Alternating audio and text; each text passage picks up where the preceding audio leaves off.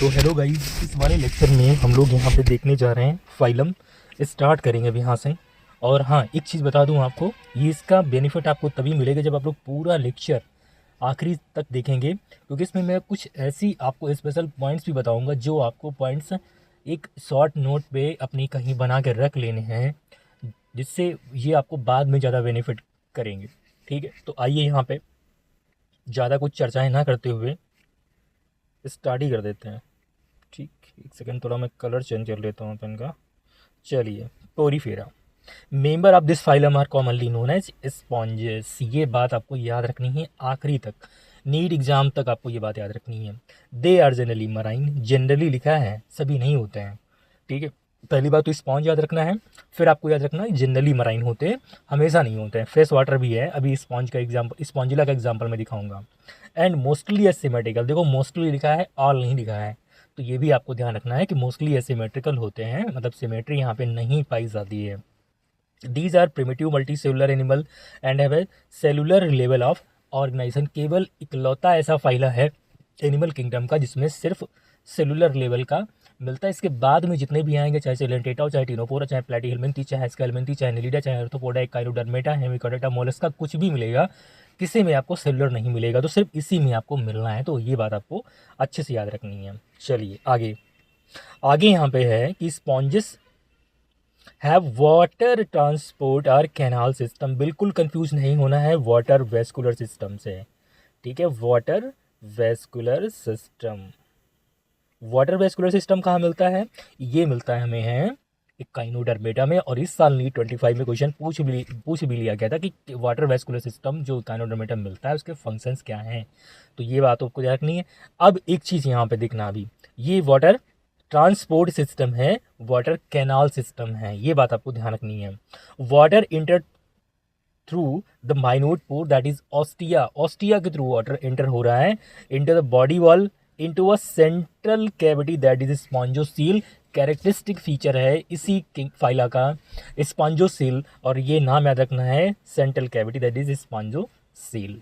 From where it goes out through the osculum, मतलब inlet pore कोई पूछे, मतलब इसमें जो पोर होते हैं ना, तो इनलेट जो पोर कोई पूछे तो वो हमारा ऑस्टिया हो जाएंगे, एंड आउटलेट जो पोर होगा वो ऑस्कुलम हो जाएगा। मतलब समझ में आ रहा नहीं यार? जैसे कि मान लो ये कोई स्पॉन्ज की बॉडी है, तो ये वाला हिस्सा जो है यहाँ से पानी एंटर करेगा और यहाँ से पानी बाहर जाएगा, और इसको हम लोग बोलेंगे, या ऐसे याद कर लो, यहाँ से पानी, जैसे मान लो ये तुम्हारी स्पॉन्ज की बॉडी है, समझा रहे हैं, थोड़ा समझ लो इस चीज़ को, पूछा गया एक बार है, क्लियर है?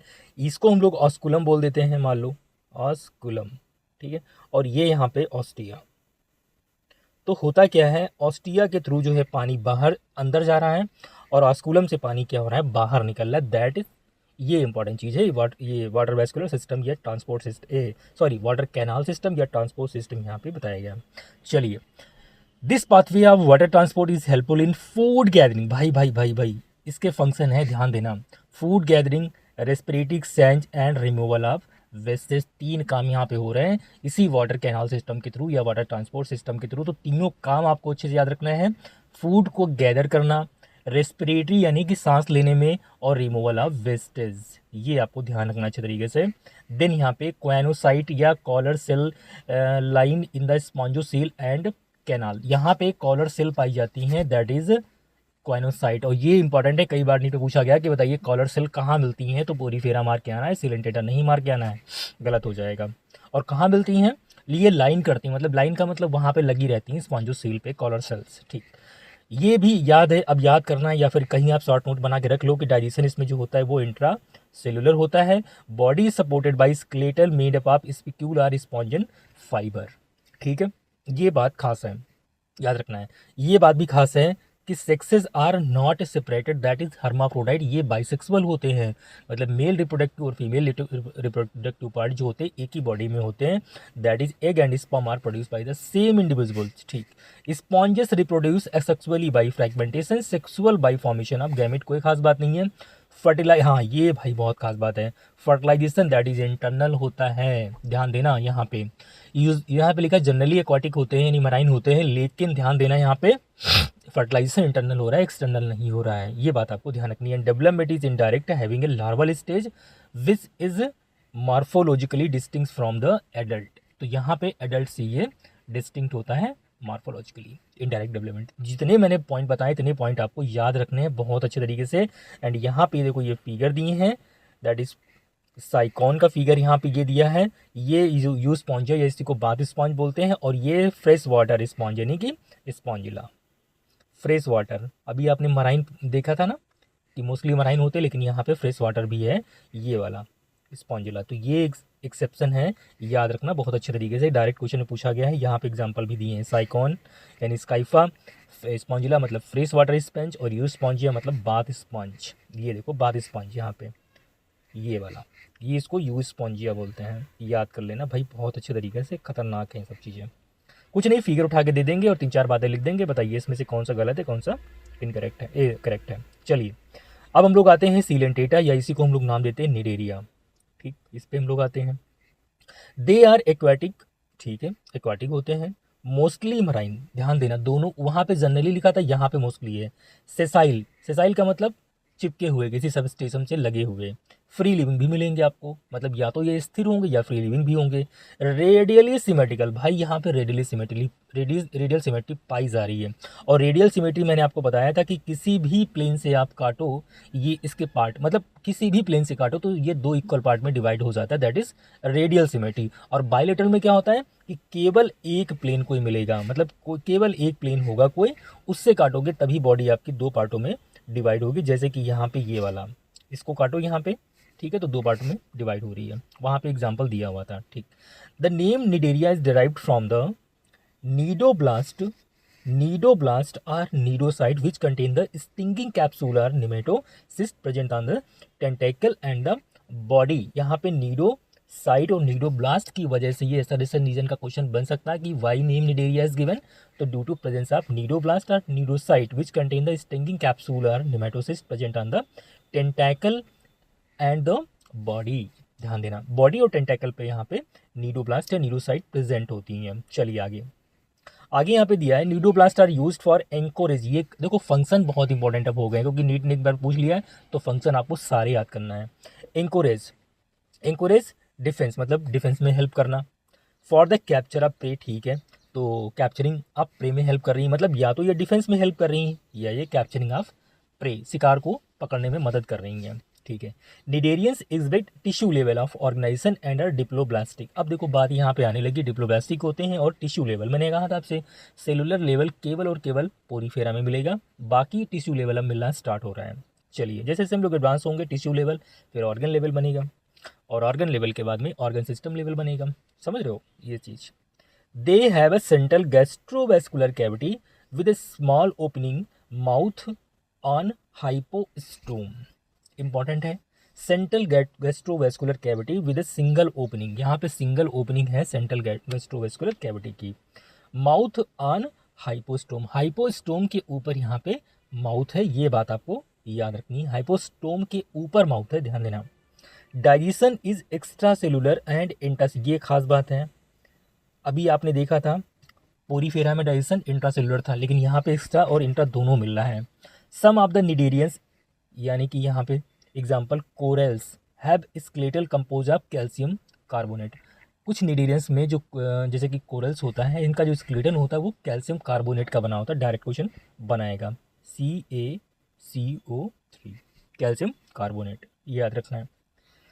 Cnidarian exhibit 2 basic body form called polyp and Medusa. यहाँ पोलिप और मेडूसा 2 बॉडी फॉर्म मिलते हैं। ठीक है, मतलब जो निडेरियंस होते हैं यहाँ पे 2 बेसिक बॉडी मिलते हैं, पोलिप और मेडूसा। द फॉर्मर, फॉर्मर का मतलब पहले वाला, मतलब पोलिप की बात कर रहे हैं। इस सेसाइल, पोलिप जो होगा वो सेसाइल होगा, मतलब कहीं ना कहीं चिपका होगा। एंड सिलेंड्रिकल, मतलब ऐसे कहीं होगा इस टाइप से। ये पोलिप की बात कर रहे हैं। फॉर्म लाइक हाइड्रा, तो पोलिप का एग्जाम्पल आपको यहाँ पे हाइड्रा मिल चुका है। ये बात एनसीईआरटी के लाइन से क्लियर हो रही है, ध्यान देना बहुत अच्छे तरीके से जो चल रही है।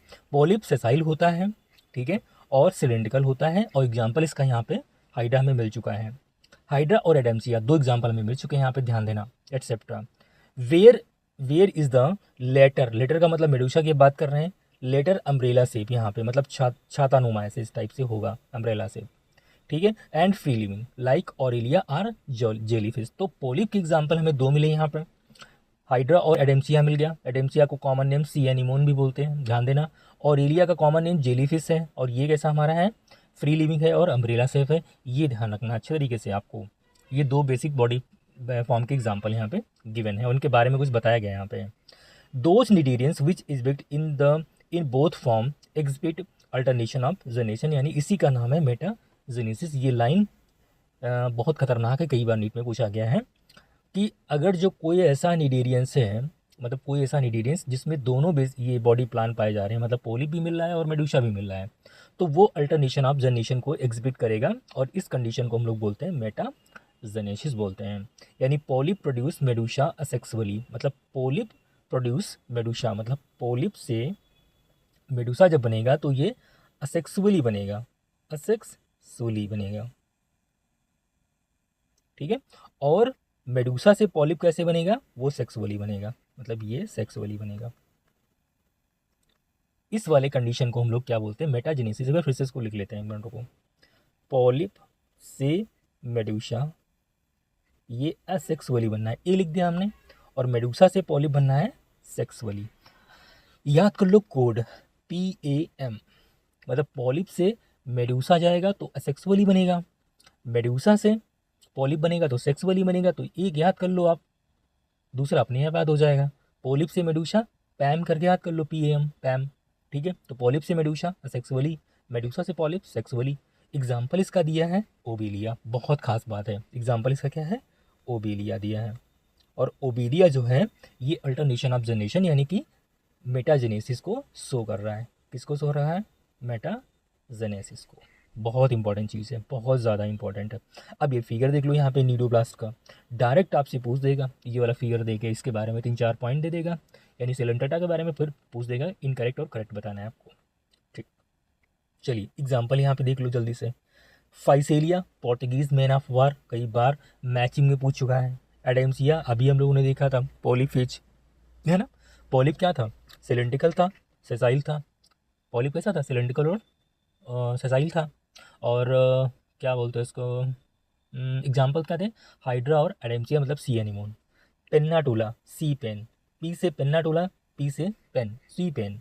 गार्गोनिया सी फैन, मियंड्रिना ब्रेन कूलर। ये सारे मैचिंग के पूछे गए हैं, इसके इतने खतरनाक एग्जाम्पल हैं, कई बार नीट में पूछा गया है डायरेक्ट क्वेश्चन। अब यहाँ पे आप ये देख सकते हो, ये छातानुमा स्ट्रक्चर देखो, ये जेलीफिश का हो जाएगा, और क्या इसको बोलेंगे हम लोग, जल्दी से बताओ, मेडूसा फॉर्म बोलेंगे, है ना, छातानुमा। ये भी फिगर याद रखना है, ये भी याद रखना है। ये देखो थोड़ा सिलेंड्रिकल लग रहा है देखने में, है ना, तो इसको हम लोग पॉलिप बोलेंगे, तो दिस इज पॉलिप। और ये कैसा होता है, सेसाइल होता है, ठीक है, और कैसा सिलेंड्रिकल होता है। एग्जाम्पल इसके हाइड्रा और एडेम्सिया, दो एग्जाम्पल दिए हैं। ये जेलीफिश है, क्या है, जेलीफिश, और ये बेसिकली क्या है, हमारा मेडूसा है, ठीक है।